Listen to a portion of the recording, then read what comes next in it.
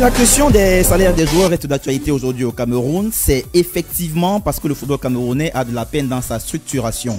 Une fédération endettée, des clubs de plus en plus pauvres et sans réelle source de revenus. Le tableau économique de nos clubs est véritablement et malheureusement sombre, malgré le cap de la grandeur fixé par l'actuelle fédération qui dirige le football. Alors, comment sortir de ce marasme? La réponse est avec Nasser Njoya, qui est expert en marketing international du sport et aussi promoteur de l'agence Palmarès Sport Organisation. Nasser Njoya est en ligne. Nasser, bonsoir. Bonsoir, Alain. Alors, on l'entend pas très bien, peut-être mettre sur haut-parleur. Ainsi que tous les auditeurs.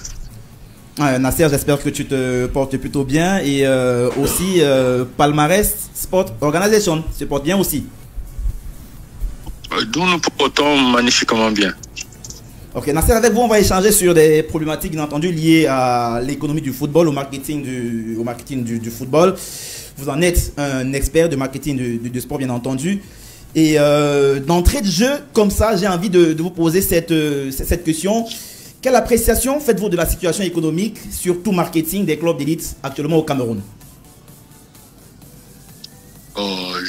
Je dirais qu'il n'existe pas réellement un marketing de club de football au Cameroun, parce que qui dit marketing dit action sur le marché avec un retour génératrice de revenus.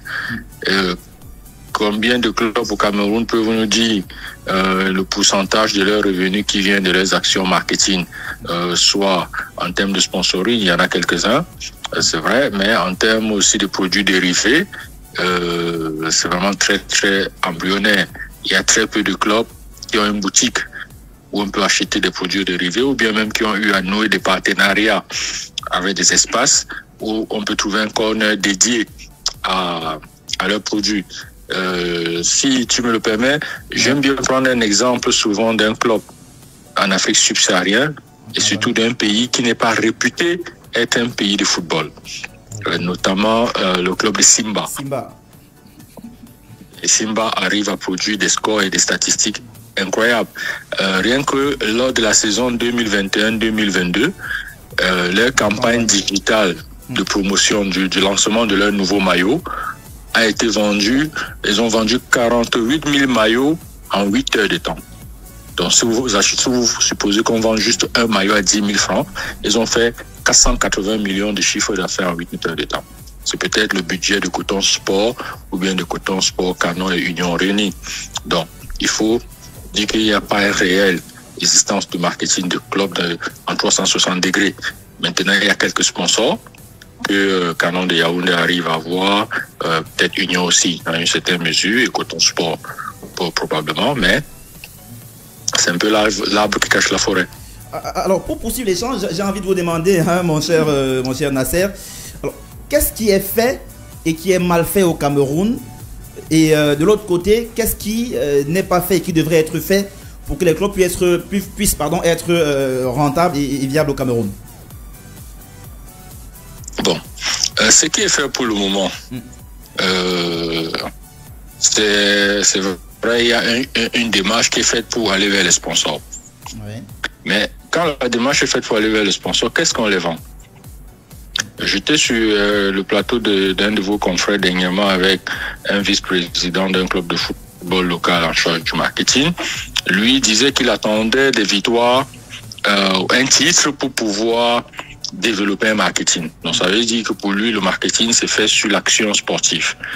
Aujourd'hui, on sait que en Occident, un club veut aller en Coupe d'Europe parce que ça lui permet d'avoir de la visibilité et de développer son marketing.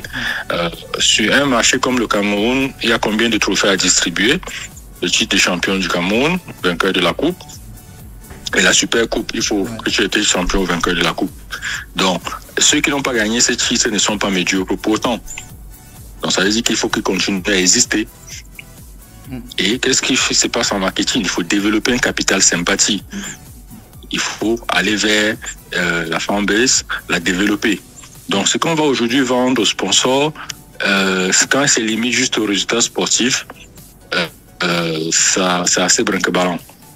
Donc, il faut que les clubs de football développent une véritable stratégie de produits.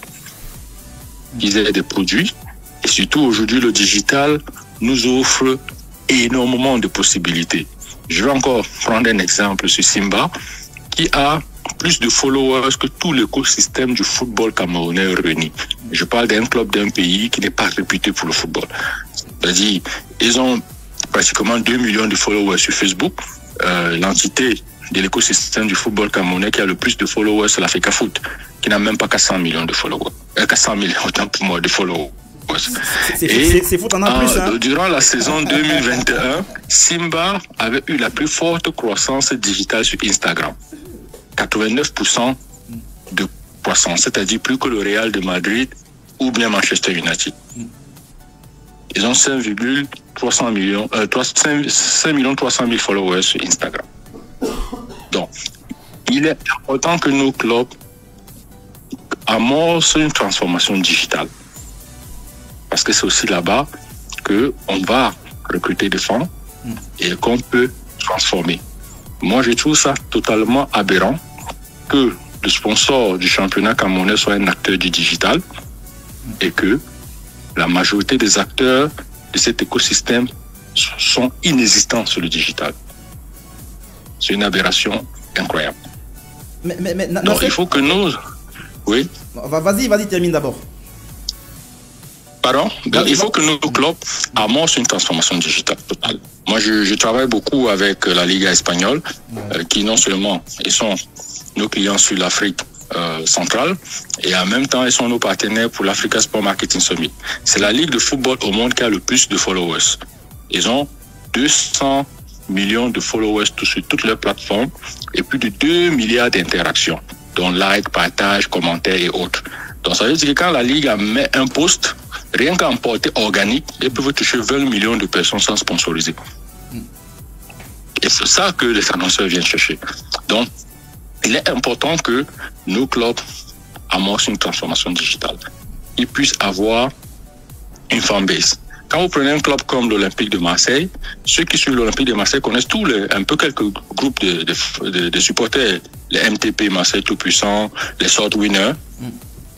Mais vous pourrez demander à un président de l'Union de Douala quels sont ces groupes de supporters. Il peut avoir la difficulté de le savoir. J'ai appris que dernièrement, un match Fortuna, Union de Douala Fortuna à Douala, les supporters de Fortuna faisaient plus de bruit que les supporters de l'Union de Douala, qui est estampillé le club au million de supporters. Donc, il faut qu'on puisse justement avoir une solide fanbase qu'on va transformer lors de la commercialisation des produits. C'est cette communauté également qu'on sait mettre en avant quand on va chez des annonceurs et qu'on puisse également développer des produits. Il est incompréhensible qu'un club comme Union de Douala, qui est le club phare de Douala, qui est dans un bassin démographique et économique l'un des plus denses. La ville de Douala représente 37% du PIB du Cameroun. La zone de Maxi, c'est plus de 400 000 entreprises. Même si un club comme Union de Douala ou bien Dynamo aille chercher juste 10% d'entreprises de la zone Maxi, ça fait 40 entreprises à qui on peut vendre des concepts, des produits et même un peu de l'hospitalité. Mais le problème maintenant, on va avoir une difficulté par exemple sur l'hospitalité, c'est qu'il y a une programmation de matchs qui est parfois très floue au-delà de 4 semaines ou 5 semaines et parfois même moins.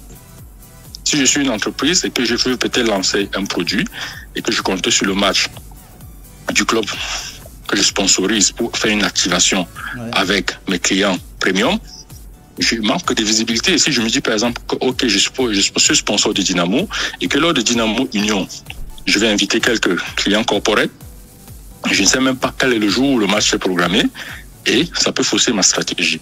Donc, justement, dans tout l'écosystème du football camerounais, chaque maillon est un peu défaillant. Chaque maillon est un peu défaillant. Donc, il faut qu'on résout. Dans ça, là, je prends un point où c'est la fédération qui doit résoudre avec un calendrier lisible. Mais si j'arrive même chez mes amis des médias, on va voir également qu'il y a un maillon qui manque. Par exemple, je dis toujours aux gens qu'on va voir qui est star, on va voir des stars. Il faut qu'on fabrique des stars, il faut qu'on les starifie. Si vous dites demain que Union de Douala, au sein de Union, il y a Aboubakar et qu'au sein de Dynamo, il y aura Choupo-Moting, le stade sera plein. Parce que c'est eux qu'on va voir. Donc, il faut qu'on apprenne à starifier les joueurs, qu'on les starifie. Je me rappelle une fois, et ça m'a marqué pour très longtemps, un match New Star contre Union de Douala. Et l'affiche de ce match, c'était Fauston donc et Franck Capi. Un peu comme si on avait mis Marseille, Lyon avec Pape Diouf et Olas. Donc il faut qu'on clarifie les joueurs. Alors là, j'entends. Ça anime tout notre écosystème. Oui, allez-y. J'entends ce que tu dis, Nasser, mais j'ai le sentiment, après tu me corrigeras si je comprends mal ton explication. Est-ce que finalement, c'est pas le produit football camerounais qui lui-même n'est pas vendable quand on t'écoute? On peut présenter la chose comme ça, puisque le produit football camerounais, c'est tout son écosystème. Et hier, on disait que bon, les marques ne peuvent pas venir dans des stades parce que les stades ne sont pas présentables, qu'il y a de la poussière, que la poussière ira inonder les panneaux publicitaires. C'était vrai. Aujourd'hui, on a des stades quand même acceptables, et même pas quand même, qui sont très acceptables, que ce soit même en stade annexe. Et n'en parlons pas quand on est sur des stades principaux. Maintenant, il faut justement qu'on vende le produit. Et les médias vont jouer un rôle. On va dire peut-être que la qualité du jeu, c'est discutable. Même quand parfois on regarde la Ligue 1 française, il y a parfois des matchs très décousus. Peut-être un peu moins que chez nous ici au Cameroun, mais bon, c'est pas comme en Premier League. Il y aura toujours du mieux. Donc, justement, le produit, globalement, présente beaucoup de lacunes qui peuvent repousser les acteurs du marketing. Je vous ai pris par exemple au niveau de la fédération, il faut beaucoup de clarté, ne serait-ce que dans le calendrier, pour permettre à ce que moi qui suis sponsor, je puisse avoir une visibilité quand je choisis le club et les matchs que je voudrais peut-être activer. Et en même temps, la fédération a un rôle énorme à jouer. Peut-être en début de saison, la fédération doit identifier peut-être les top matchs.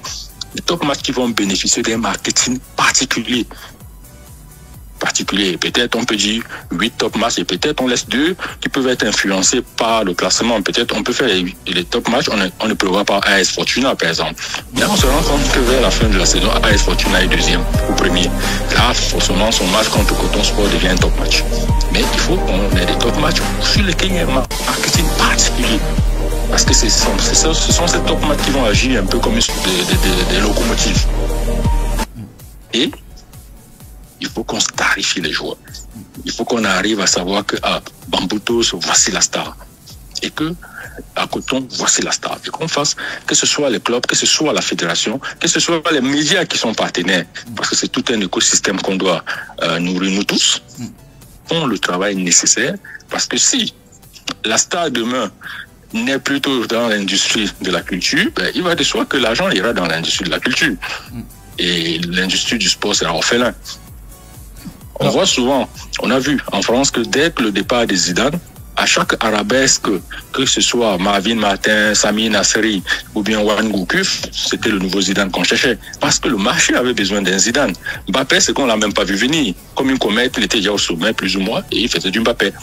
Mais le marché moderne du marketing a besoin des stars. Alors, vous parlez il faut qu'on ait des stars. Alors vous parlez de cette... Donc, voilà en fait... Pardon? Oui, vous évoquez cette question du levier digital sur lequel il faudrait peut-être mettre l'accent. Il faut rappeler que la fédération en elle-même n'est pas forcément un bon modèle en termes de vulgarisation de ce côté-là, du côté digital, parce que elle-même, souvent dans ses matchs, privilégie plutôt des communications sur des supports traditionnels, la télé, la radio, en sacrifiant, en négligeant le côté digital qui, aujourd'hui pourtant, en 2023, pouvait être le véritable levier qui pouvait porter toute la communication autour de cette fédération. Alors, je suis accompagné sur ce plateau de Steve Stina, qui est le responsable communication, enfin le responsable marketing, pardon, de l'Union sportive de Douala, et je pense qu'il a une préoccupation certainement. Steve.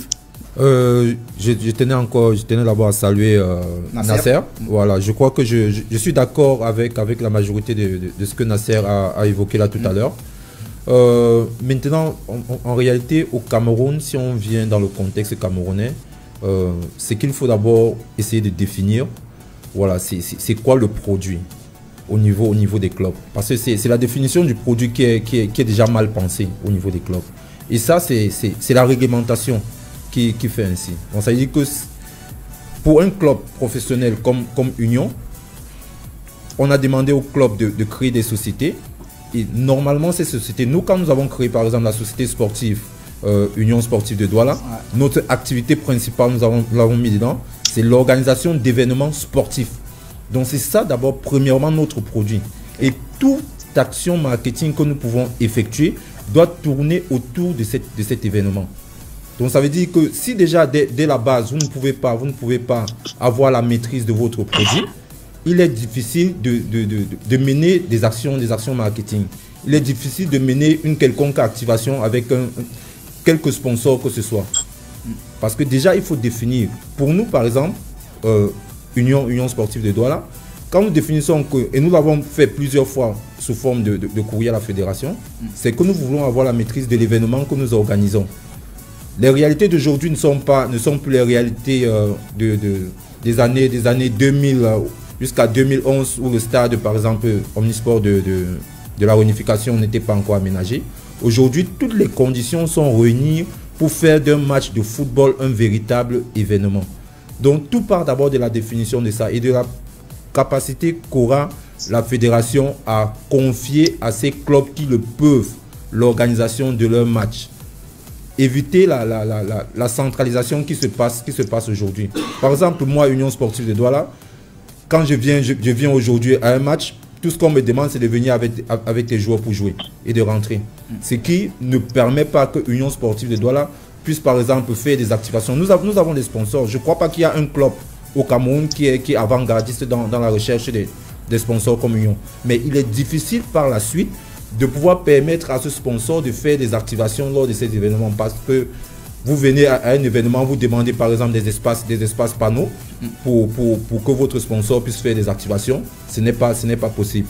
Tout ce qu'on vous permet de faire, c'est de communiquer sur l'événement. Or, dans le marketing, Nasser ne me démentira pas, le marketing, c'est 4 piliers essentiels. On parle d'abord du produit, on parle du lieu où le produit sera commercialisé, on parle du prix et enfin on parle de la promotion. Donc la promotion, la publicité, c'est le quatrième pilier. Donc déjà, il faut définir principalement le produit. Une fois qu'on a défini le produit, il faut maintenant définir le prix. Aujourd'hui, ce n'est pas tous les matchs, par exemple, au stade de la réunification que je vais mettre à 1000 francs au prix d'entrée. Je peux décider que le prix d'entrée, c'est 500. Ouais. Et maintenant, sur le lieu, aujourd'hui, nous avons un stade qui nous permet de jouer les matchs à n'importe quelle heure. Il suffit d'avoir la capacité d'organiser ton match. Ce n'est plus comme à l'époque où les matchs uniquement ne pouvaient se jouer qu'en journée. Aujourd'hui, si vous avez la capacité d'organiser votre match, je peux décider que mon match de la dernière journée de la phase de retour Union contre Dynamo, moi je vais faire que ce match se joue en nocturne. Et je vais voir le responsable du stade. Je prends les dispositions. Donc, tout part d'abord de ça. Et maintenant, tout ce qui peut... Parce que nous, par exemple, Nasser, je ne peux pas te dire le nombre d'entreprises où nous déposons nos plaquettes commerciales en début d'année. Mais pour la plupart, quand ils vous disent, nous, on va jusqu'à vouloir vendre des espaces qu'en réalité, nous savons que ça va être peut-être difficile parce que la fédération ne le permet pas. Je me rappelle, sur un match, c'était un top match. Nous avons voulu mettre les bâches, des banderoles d'un de nos sponsors. On nous a carrément dit non, vous ne pouvez pas mettre. Donc, le plus important maintenant, d'abord, c'est que les différentes parties puissent s'asseoir autour d'une table, essayent de définir une nouvelle réglementation et essayent de responsabiliser les clubs dans l'organisation des matchs. Quand vous regardez un top match aujourd'hui, vous voyez pratiquement 60 à 80% de ceux qui viennent organiser le match viennent de Yaoundé, avec tout ce que cela comporte. Or, les clubs peuvent organiser ces matchs. Nasser a parlé tout à l'heure de la possibilité de commercialiser les espaces VIP. Ouais. Le stade de la réunification aujourd'hui, avec les loges qui sont là-bas, c'est phénoménal. Ça veut dire qu'aujourd'hui, si j'ai la maîtrise de l'organisation de mon match, un match de football pour l'organiser, ça ne coûte pas les yeux de la tête. Nous avons l'année dernière initié une convention avec le stade de la réunification pour y domicilier tous nos matchs à domicile. les frais qu'ils demandent, par exemple, c'est uniquement 150 000. En réalité, ce sont les frais, les frais de matérialisation, les frais d'organisation de l'événement qu'ils demandent de payer à l'avance parce qu'ils ne sont pas sûrs que le match, par la suite, peut dégager assez de recettes pour pouvoir couvrir ces frais-là. Mais ça ne représente rien pour un club. Si moi, Union, j'ai peut-être 10 matchs à jouer à domicile, je signe une convention en début de saison avec le stade, 10 matchs à fois 150 000, ça fait 1,5 million, je verse les 1,5 million. Je sais que je peux organiser mes 10 matchs aux heures qui me plaît et aux jours qui m'arrangent. Par exemple, si je me rends compte qu'il y a peut-être Dynamo qui joue le même week-end à Douala que moi, si je m'arrange avec le président de Dynamo, soit Dynamo joue le samedi, moi je joue le dimanche, soit je joue le samedi, Dynamo joue le dimanche. Et maintenant, des entreprises comme Palmarès de Nasser Joya, je signe un contrat avec eux afin qu'ils puissent commercialiser les loges VIP lors de mon match Union Dynamo. Donc c'est le club qui doit être au centre. Ce n'est pas la fédération. Ça c'est compris. Alors Nasser, Steve nous dit, et quand on l'écoute, on sent qu'il a la stratégie, mais il explique, si j'ai bien compris ce qu'il dit, il dit que si tu n'as pas le contrôle et la maîtrise du produit, il est difficile et voire même impossible de le positionner et de le vendre. Est-ce que ce plaidoyer-là, d'un point de vue strictement marketing, est compréhensible? Non, ce qu'il dit est assez pertinent et c'est assez réaliste, c'est factuel. C'est justement sur ce point que j'ai évoqué en amont de la problématique qui vient de la fédération. Parce que aujourd'hui la fédération fonctionne un peu, on peut dire un peu comme une sorte de communisme. Donc, tout est centralisé vers elle.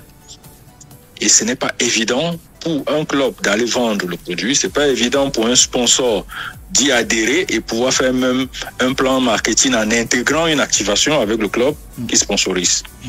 Donc, il est important que pour des clubs qui montrent une volonté, qui démontrent une certaine capacité, et une certaine compréhension de ce qu'ils veulent déployer, et que la fédération laisse ces clubs se déployer.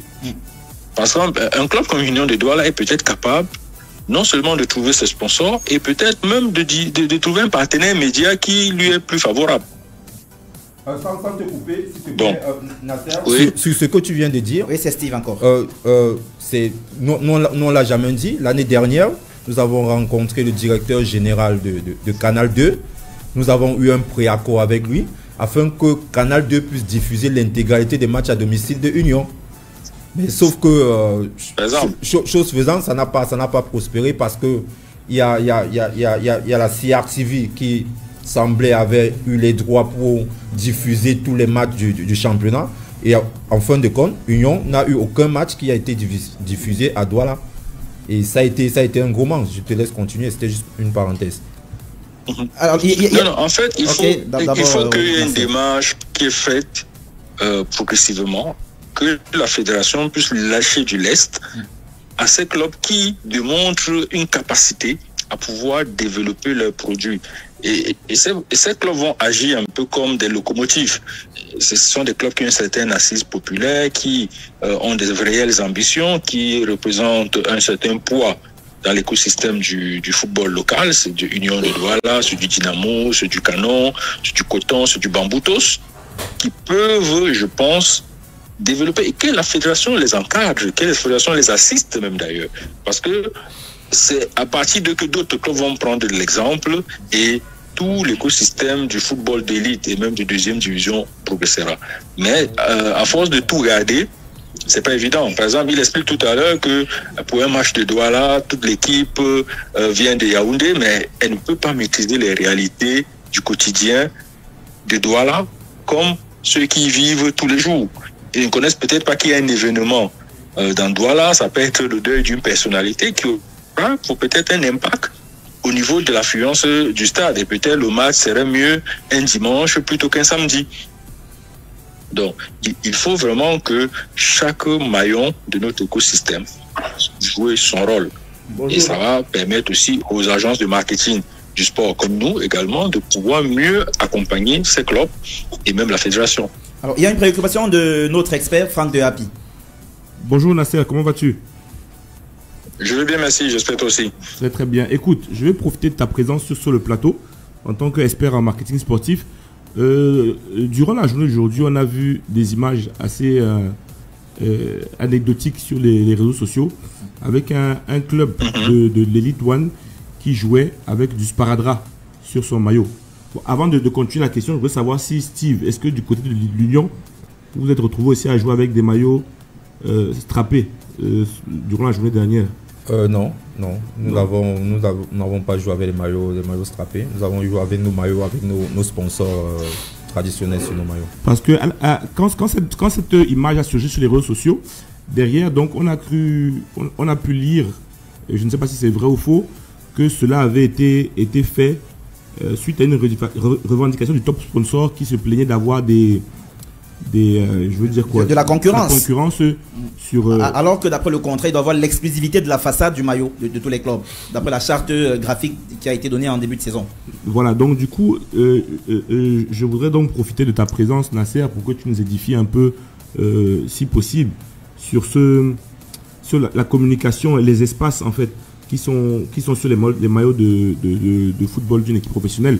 Est-ce que la fédération, ou bien du moins, pas la fédération, mais la ligue qui organise le championnat, a l'exclusivité des droits de publicité, de marketing sur les maillots, ou bien ça appartient totalement au club? Est-ce que tu peux un peu, s'il te plaît, nous éclairer là-dessus, parce que c'était assez surprenant.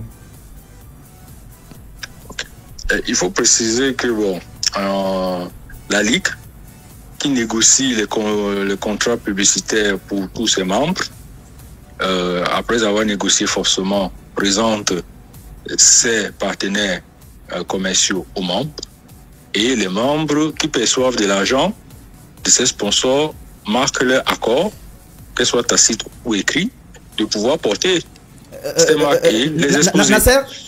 Donc généralement, ces marques qui viennent bénéficient d'une exclusivité sectorielle. Donc, par exemple, Nasser, tu ne peux pas... Nasser, je vais t'interrompre un instant. On a la chance d'avoir ici un responsable de l'Union sportive de Douala. Il faudrait qu'il puisse nous dire si effectivement l'Union a été contactée pour donner son accord sur cette charte graphique. Steve, est-ce que tu nous confirmes que l'Union a été contactée par l'organisateur du spectacle pour pouvoir donner son accord sur la charte graphique qui a été proposée par la fédération et les sponsors de la compétition? Quand cette charte graphique a été rendue publique, nous ne sommes pas informés. Nous ne sommes pas informés de cette charte graphique. Mais je sais que par la suite, la fédération a fait parvenir au président de club un document où il devait s'engager à porter les logos des sponsors de la fédération. Mais comme Nasser le disait tout à l'heure, en fait ici, les clubs sont les clubs qui sont détenteurs des droits. Les clubs se mettent ensemble, c'est-à-dire généralement c'était au sein d'une ligue, c'est-à-dire ils donnaient la possibilité à la ligue de vendre ses droits de manière commune, afin que cela puisse générer une plus grande cagnotte. Et normalement, après avoir négocié un contrat, c'est que la ligue, moi je vais préférer dire la ligue revenait vers les clubs, dit que voici le nouveau partenaire qu'on a pu négocier pour qu'il puisse être visible sur tous les clubs. Et voici ce qu'il verse. Voilà, mais sur ce qu'il verse, voici la part qui va être redistribuée au club, voici la part qui va aller dans le fonctionnement de la ligue. Donc du coup, ma question en fait était celle-ci, c'est de savoir, c'est une fois que vous avez vendu de façon commune, collégiale, des espaces sur vos maillots, est-ce que cela induit donc que vous ne pouvez plus avoir des partenaires à titre individuel pour pouvoir faire de la publicité sur vos maillots? Moi sur l'événement que vous appuyez, moi, de mon point de vue, je n'ai pas encore la bonne information. Je ne sais pas si c'est peut-être un embouglio entre ces annonceurs-là et le club. Je ne veux pas aujourd'hui dire que c'est quelque chose qui vient de la fédération.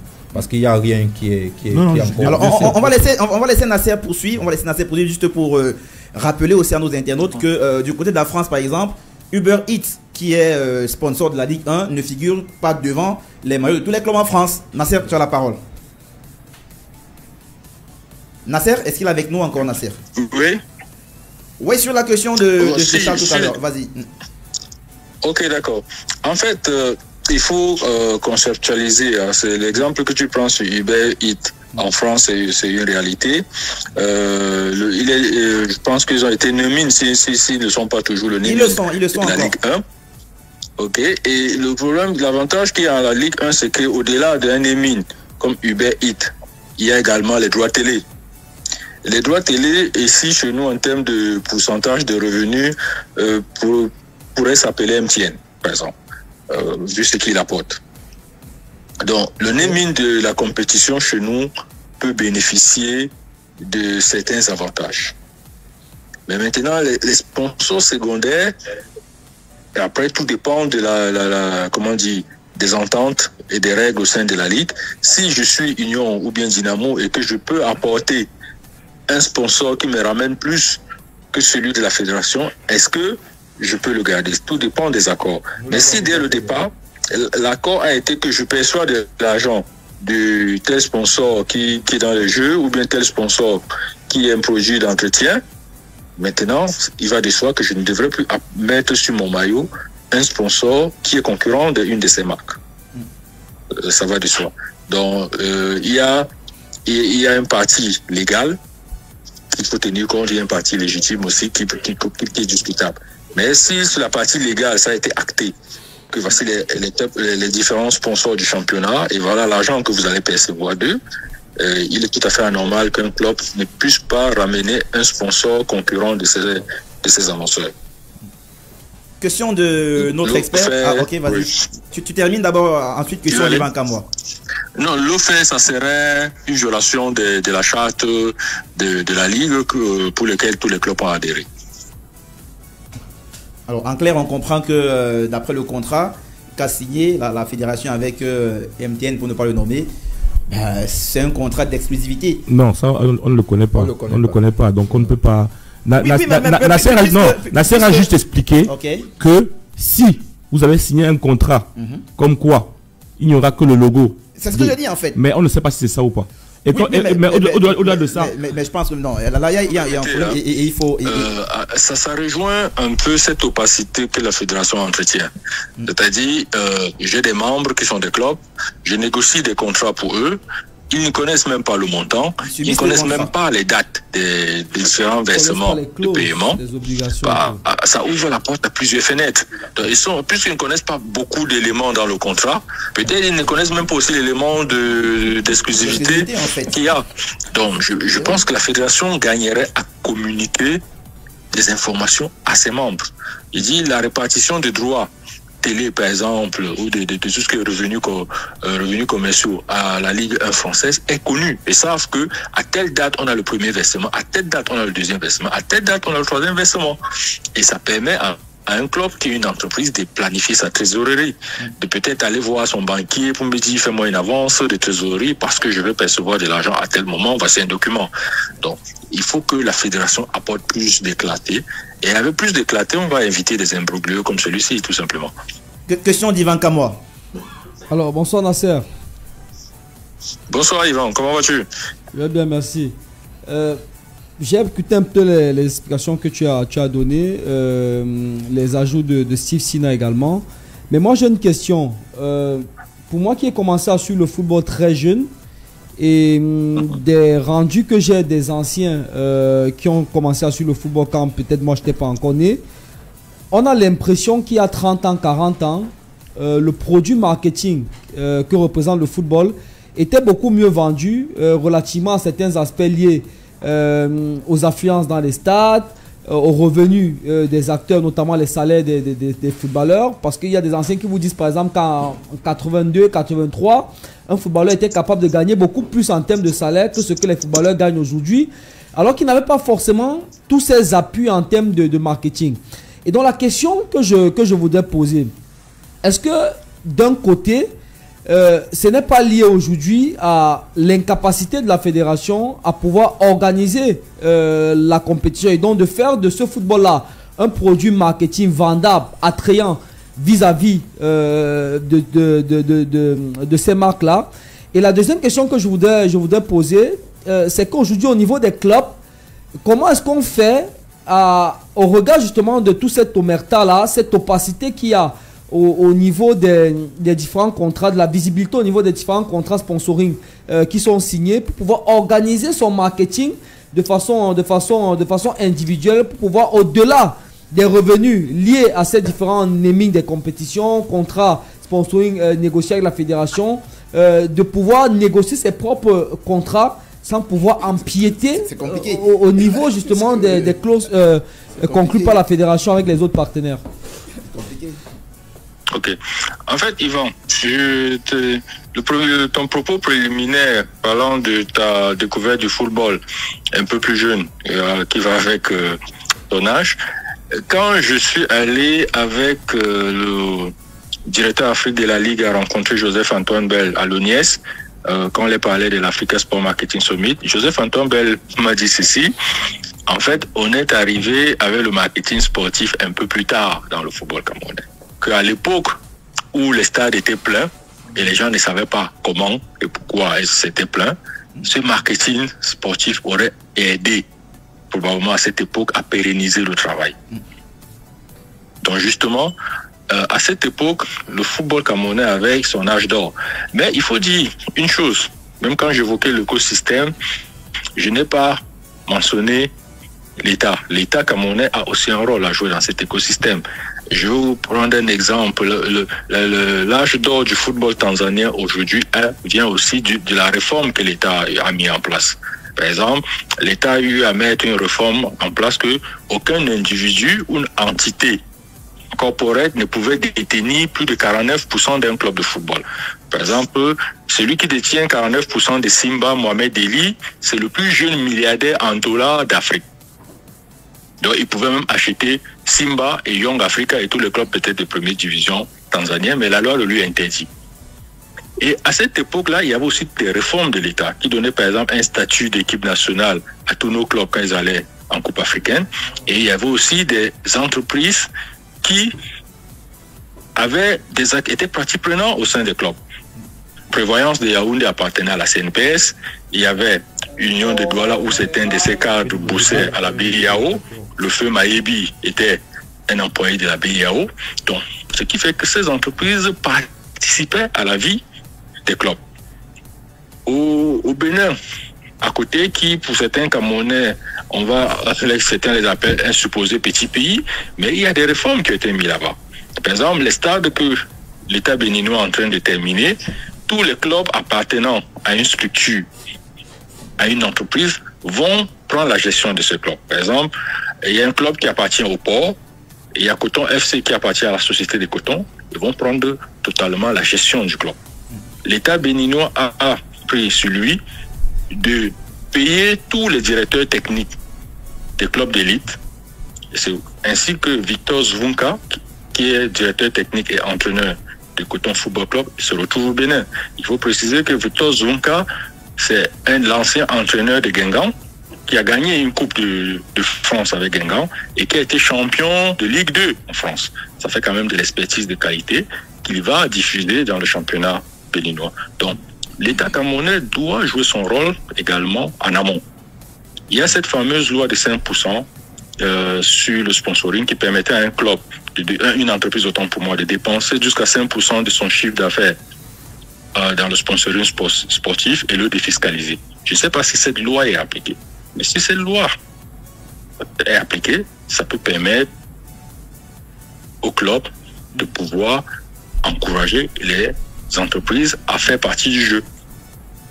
Donc, c'est la partie où je situe le rôle de l'État. Parce que l'État ne va pas dire j'ai construit les stades, je me lave les mains, débrouillez-vous. Non.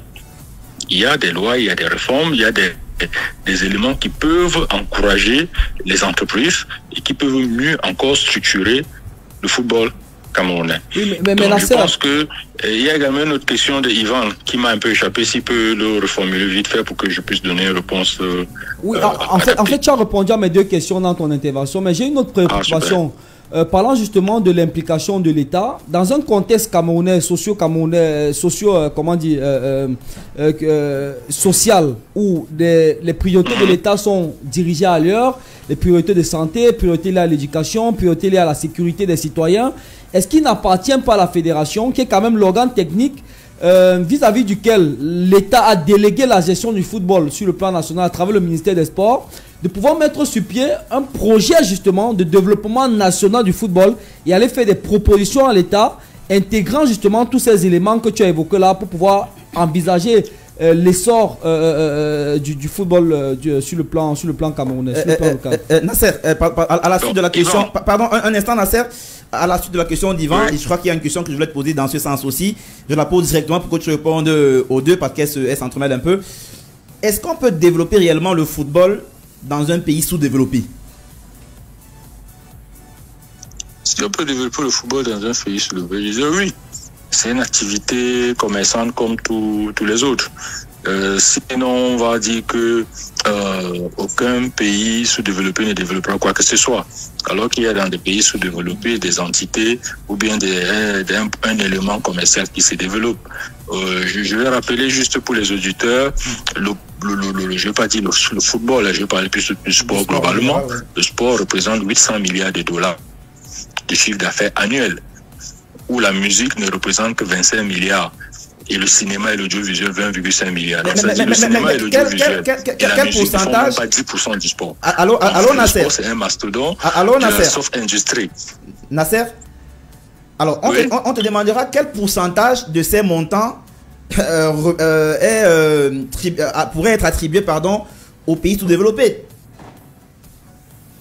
Justement, c'est un travail qui, pour moi, dont je fais partie de ceux qui ont accepté porter le sacerdoce, d'apporter une contribution économique au sport, de le donner. Donc aujourd'hui, par exemple, avec une plateforme comme Africa Sport Marketing Summit, notre objectif justement, c'est de transformer un écosystème vertueux du sport. Et je prendrai l'exemple, quand on est allé voir la fédération pour qu'ils puissent inscrire les clubs, pouvoir participer à cet événement et acquérir des outils pour pouvoir développer les clubs, la fédération n'a jamais réagi, même MTN n'a jamais réagi du tout. Nasser. Si j'entre dans les coulisses des échanges, ça va être ridicule. Nasser. Donc peut-être c'est une volonté pour eux. Je me pose la question tout à l'heure. Ivan sur la question des priorités de l'État. Deuxième point, comment les clubs pouvaient se développer. Je vais vous prendre un club au Rwanda, Rayon Sport. Rayon Sport a son centre d'entraînement propre gazonné.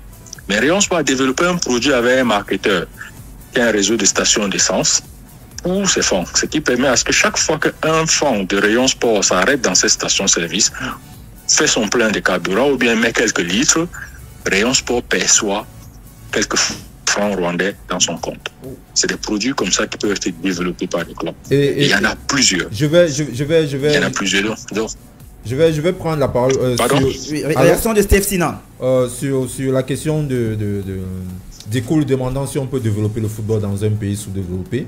Je vais dire que le football c'est un sport de masse populaire pauvre. Donc ça veut dire que c'est un divertissement d'abord. Et le divertissement, plusieurs personnes qui s'y adonnent généralement viennent des couches. Est-ce que les gens au Cameroun, par exemple, ont les moyens de se divertir? Écoute, il y a une simple analyse que je fais généralement. Les clubs de foot aujourd'hui doivent se dire qu'ils ont pour concurrents les bars et les snacks. Parce que les gens y vont parce qu'ils veulent se divertir.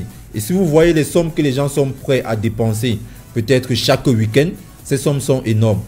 Dans les stades également, on peut créer ces espaces-là où les personnes savent qu'ils vont venir là voir un match, par exemple Union Bamboutos, Union Canon, Union Dynamo, où il y aura des buvettes qui sont aménagées, où ils vont pouvoir dépenser. Ce n'est pas l'argent qui manque aux Camerounais, aux Camerounais pour se divertir, mais c'est l'offre de divertissement en fait que propose le football, qui n'est pas adapté à ce que lui recherche. Ce qui est sur chaque week-end, on sort tous, on va quelque part, on s'assoit, on dépense de l'argent. Alors on va prendre la dernière prise de parole Oui, vas-y, dernière prise de parole pour Nasser, avant d'écouter aussi Charles. Par exemple, sur l'année 2022, l'industrie du tourisme, qui représente 3500 milliards de dollars annuels, a comptabilisé le trafic aérien et le taux de remplissage des chambres au Cameroun pendant la CAN et au Qatar pendant la Coupe du Monde.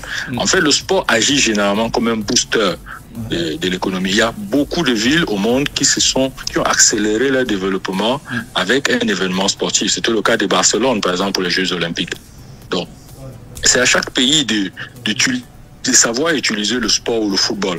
Donc, on dit par exemple que le football est-ce que il peut se développer dans un pays sous-développé? Il faut dire par exemple que le Cameroun, qui est classé pays sous-développé par exemple, quand il organise la Coupe d'Afrique, forcément, il booste le secteur des BTP, puisque tout ce qui va aller dans la construction des stades aura eu un booster, le football. Même les crédits bancaires, donc ça booste la finance. Ça va booster le tourisme, ça va booster l'agroalimentaire avec le volume de repas. Je vous prends un exemple local. Les playoffs. On va jouer les playoffs par exemple au Nord. On a, je crois, 8 clubs qui débarquent et accordons à ces 8 clubs chacun ne serait-ce que 2000 supporters. Et que durant les 2 semaines, chaque supporter dépense 200 000 francs. Donc c'est peut-être autour de moins de 10 000 ou autour de 10 000 ou 15 000 par là. J'avais fait une simulation. Pour chuter. Ça revient à reverser, ça revient, c'est-à-dire 200 000 fois 2000 personnes. Si tu fais le calcul, tu es dans les 4 milliards de francs CFA qui va être reversé pendant 2 semaines dans une ville comme Garoua ou bien dans une ville comme Bafoussam. Et quand ça va être reversé, ça va toucher tous les petits commerces. Ça va toucher les hôtels, certains standings, ça va toucher les auberges, ça va toucher le vendeur de soya, ça va toucher le barman, ça va toucher la vendeuse de maïs. C'est-à-dire, l'économie de Bafoussam, qui est un stade ou bien de Garoua, va se retrouver avec un flux d'argent de 4 milliards de francs CFA. Donc, voilà, vu au niveau micro, au niveau local, ce que le football peut apporter. Donc, il faut juste que nos dirigeants intègrent le football dans leur stratégie. Il y a une belle particularité que le football possède. Cette particularité, c'est quoi? C'est justement que le football est la seule discipline sportive au monde, à ma connaissance même d'ailleurs, qui permet un retour financier. Par exemple, un joueur qui est formé localement ici, soit à l'école Boisson du Cameroun ou bien une autre académie, quand il quitte le Cameroun et qu'il va jouer à l'étranger, peut-être en France, quand il va quitter la Ligue 1 pour aller en Première Ligue, pour prendre le cas par exemple de Balépa, son club formateur va recevoir 5% de son volume de transfert. Ça veut tout simplement dire que c'est 5% qui reviendrait par le canal formel d'une banque au Cameroun et l'État percevra ne serait-ce que de la TVA et même l'impôt sur le chiffre d'affaires. Donc si l'État apporte un booster aux entreprises de divertissement sportif, l'État peut dire ok, sur vos 5% qui reviennent au Cameroun, je perçois 0,5% parce que je vous accompagne plus que les autres sports. Donc, c'est à l'État du Cameroun de penser une véritable stratégie et d'accompagner la fédération et les clubs parce que il y a un retour financier. Il faut préciser que le Cameroun est classé 22e mondial parmi les pays exportateurs de talents sportifs au monde et 5e d'Afrique. Ça veut dire que on n'est pas un nain. On a des talents qui sont à l'extérieur et si ces talents sont mieux accompagnés en amont, en termes d'infrastructure, en termes de moyens de l'État, à chaque mouvement, à chaque transhumance sportif, le Cameroun percevra de l'argent qui reviendra par nos banques, qui permettra à l'État d'avoir un retour sur son investissement. C'est compris. Allez, merci à vous, Nasser Njoya, pour vos brillantes analyses. C'est terminé avec vous ce soir. Merci et à la prochaine certainement. Nasser, merci Alain. Et bonne soirée et bonne continuation. L'USD à travers Steve t'a tendu la main, donc on compte sur toi pour réagir. Messieurs, avec plaisir, allez, passe mon WhatsApp et mon numéro à Steve. Ah, je ne le ferai pas du tout, je ne le ferai pas. Moi je le ferai, je suis dans ça avec Kamakaï. On est arrivé au terme de cette émission. À événement exceptionnel, programme exceptionnel. Mais oui, le meilleur du foot. Le 11 entrant. L'émission qui dit tout haut ce que le monde du football pense tout bas.